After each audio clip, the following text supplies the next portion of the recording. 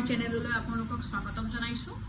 আজিৰ এই ভিডিঅ'টিত আমি আলোচনা কৰিম যদি আপোনাৰ পঢ়া আধাতে এৰিবলগীয়া হৈছে বা স্কুল কলেজৰ যি 10-12ৰ এক্সাম আপুনি সম্পূৰ্ণ কৰিব নোৱাৰিলে নাইবা আপুনি এজনী গৃহিণী হয় বা দায়িত্বৰ বাবে আপোনাৰ পঢ়া কমপ্লিট কৰিব নোৱাৰিলে তেন্তে আজিৰ এই ভিডিঅ'টি আপোনাৰ বাবে।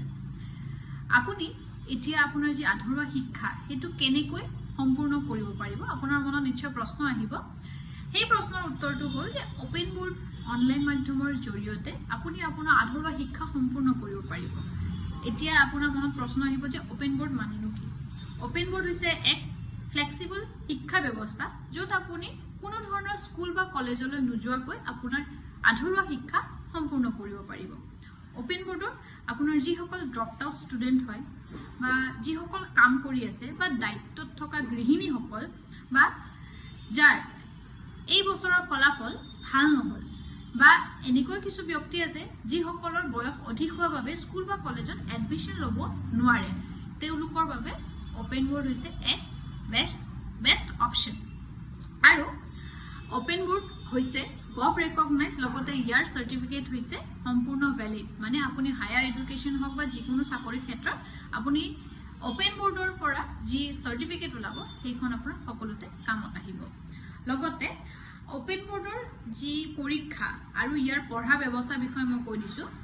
ওপেন বোৰ্ডৰ যি আপোনাৰ এডমিশ্যন হয় সম্পূৰ্ণ অনলাইনভাৱে হয়। প্ৰথমতে আপোনাৰ ডকুমেণ্ট ভেৰিফিকেশ্যন হ'ব, তাৰপিছত আপুনি যি ছাবজেক্ট আপুনি লৈ এক্সাম দিম বুলি ভাবিছে আপুনি ছাবজেক্ট চিলেকশ্যন কৰিব লাগিব। তাৰে পিছত ওপেন বোৰ্ডৰ পৰা আপোনালোকক কিছু ষ্টাডি মেটেৰিয়েলছ, এছাইনমেণ্ট, এছেছমেণ্ট তেওঁলোকে প্ৰদান কৰিব। আৰু ওপেন বোৰ্ডৰ যি অনলাইন এক্সাম সেইটো এক্সাম চেণ্টাৰ সম্পূৰ্ণ হয়।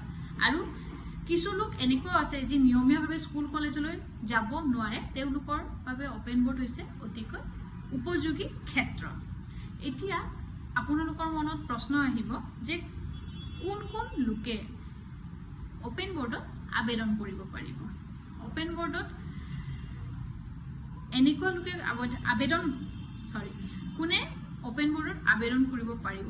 এই প্ৰশ্নটো আপোনাৰ মনত এতিয়া আহিব।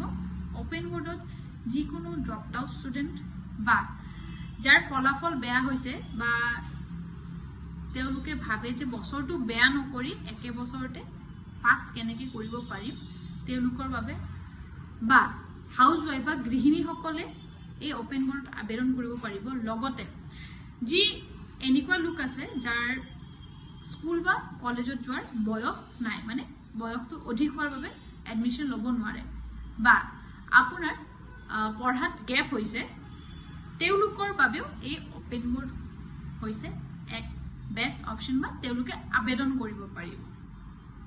ওপেন বোৰ্ডত যিহেতু অনলাইন এক্সাম হয়, সেই অনলাইন এক্সামটো আপোনাৰ মোবাইল বা লেপটপৰ জৰিয়তে সম্পন্ন কৰা হ'ব।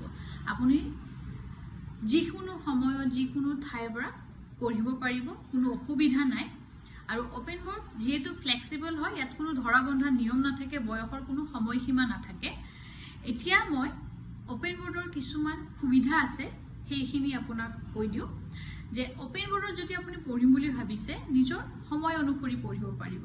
ইয়াত আপোনাৰ টাইম আৰু মানি দুয়োটাই বচাব পাৰিব, কাৰণ যিহেতু ওপেন বোৰ্ডৰ স্কুল বা কলেজত যোৱাৰ কোনো প্ৰয়োজনেই নাই, তেতিয়া আপোনাৰ টাইমটোও বাচিব, লগতে যি স্কুল বা কলেজৰ খৰচ হয় সেইখিনিও বাচি যাব।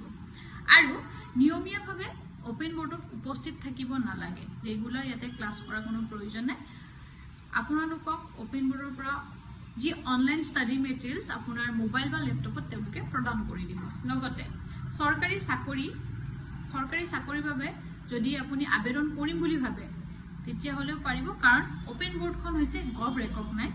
ইয়াৰে পৰা পোৱা চাৰ্টিফিকেটখন আপুনি হায়াৰ এডুকেশ্যন বা চৰকাৰী চাকৰি বা যিকোনো ক্ষেত্ৰৰ চাকৰিত আপুনি আবেদন কৰিব পাৰিব। লগতে গৃহিণীসকলৰ বাবে হৈছে এইটো এটা আত্মনিৰ্ভৰশীলতা আৰু আত্মবিশ্বাসৰ এক নতুন আৰম্ভণি, বা তেওঁলোকে তেওঁলোকৰ আধৰুৱা শিক্ষা ওপেন বোৰ্ড অনলাইন এক্সামৰ জৰিয়তে সম্পূৰ্ণ কৰিব পাৰিব।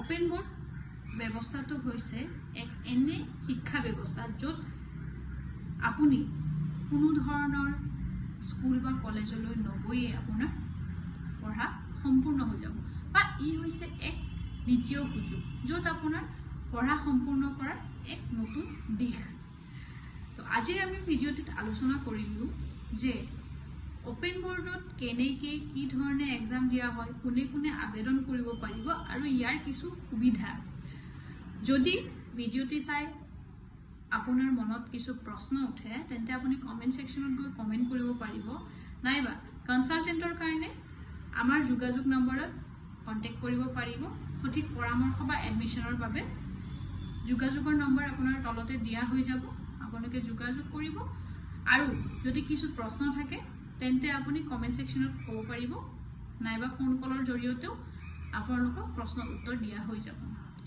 তো আজি যদি এই ভিডিঅ'টি আপোনালোকক ভাল লাগিছে তেন্তে লাইক শ্বেয়াৰ আৰু সাবস্ক্ৰাইব কৰিব আজিৰ বাবে এইখিনি ধন্যবাদ